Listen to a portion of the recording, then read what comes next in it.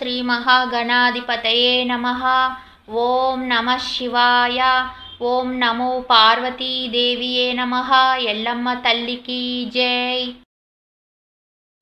ఎల్లమ్మను ఇంటి ఇలవేల్పుగా నిలుపుకునే విధానం. మన తెలంగాణ వాళ్ళు చాలామంది ఇంటికి ఇలవేలుపుగా ఎల్లమ్మ తల్లి ప్రతి ఇంటికి ఉంటుంది. మాఘమాసంలో పౌర్ణమి తర్వాత వచ్చే మంగళవారం ఎల్లమ్మను నిలుపుకుంటారు. నిలుపుకున్న వాళ్ళు పూజిస్తారు.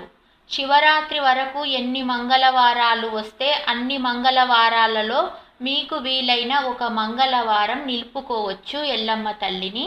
ముందుగానే నిలుపుకున్న వాళ్ళు ప్రతి సంవత్సరానికి ఒక మంగళవారం పూజించవచ్చు.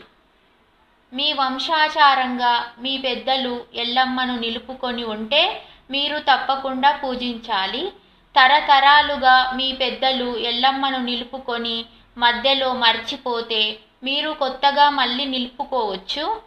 పెద్దల నుంచే ఎల్లమ్మను నిలుపుకునే ఉంటే ప్రతి సంవత్సరం ఒకసారి మీరు తప్పకుండా పూజించాలి. పూర్వం నుంచి ఎల్లమ్మ మీ ఇంట్లో ఉంటే మీ పెద్దలు మీరు మర్చిపోయినా ఎల్లమ్మ తల్లి మీకు బరకతు ఇవ్వదంట.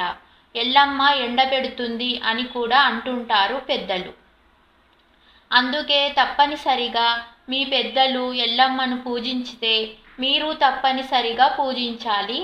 మాఘమాసం పౌర్ణమి తర్వాత శివరాత్రిలోపు వచ్చే 3 మంగళవారాలు ఎల్లమ్మను తప్పనిసరిగా పూజించాలి. ఆ 3 మంగళవారాలు పూజించడం వీలు కాకపోతే శివరాత్రి తర్వాత ఒక మంగళవారం కూడా పూజించవచ్చు. రెండవ మంగళవారం పూజించకూడదు. ఎందుకంటే కాముని బొబ్బలు ఉంటాయి కాబట్టి పూజించకూడదు. కాముడు కాలిన తర్వాత వచ్చే 2 మంగళవారాలు అంటే ఉగాది ముందు కూడా 2 మంగళవారాలు ఎల్లమ్మను పూజించవచ్చును. శుభం.